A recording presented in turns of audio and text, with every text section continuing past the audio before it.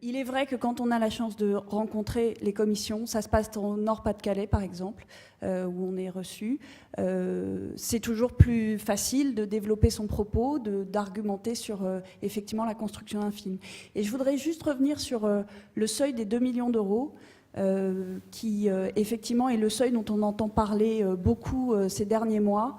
Moi, je rentre en financement d'un film et effectivement, c'est l'épée de Damoclès qu'on a au-dessus de la tête à se dire c'est 2 millions et il faudra le faire dans cette enveloppe-là, sinon on ne le fera pas. C'est un premier film. Mais j'aimerais qu'on poursuive un peu la discussion et que sur tous ces budgets de 2 millions annoncés, on regarde comme ils sont construits. Et moi, je peux sortir 3 devis à 2 millions d'euros sur un même film et qui sera construit dans une optique de production totalement différente, tant sur les moyens que sur le personnel, sachant que mon ambition de producteur est d'abord de défendre le domaine artistique des auteurs et réalisateurs que je produis et de faire en sorte qu'ils aient les moyens de leurs propos, qu'ils travaillent à expliciter ce propos, que derrière l'équipe technique qui sont aussi des artistes et des compétences qu'on met au service de ce propos soient payés à la juste valeur de leur travail et donc sans baisser d'emblée un devis à 2 millions en descendant à -20 du tarif syndical, mais en essayant de le conserver. Je suis un peu étonné d'entendre qu'on découvre que les films coûtent 2 millions d'euros. Nous, on le sait, hein, comme distributeur.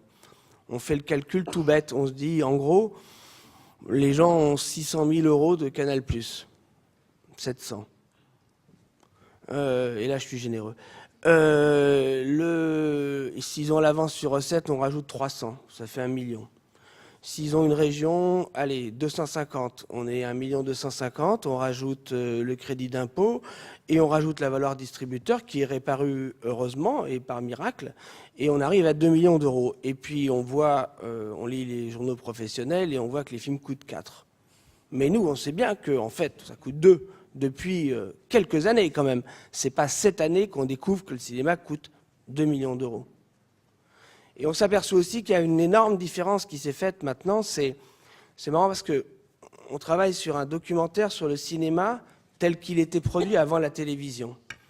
Et on regardait l'évolution des génériques. Et on prenait le premier film d'André Téchiné, il y a 5 producteurs, ça prend une ligne. Il y a Vera Belmont, Truffaut, Berry et 2 autres mecs. Je ne sais plus qui c'est, les 2 autres sociétés. Ça prend une ligne, produit par... quand nous on a fait J'embrasse pas, il y a déjà 4 lignes.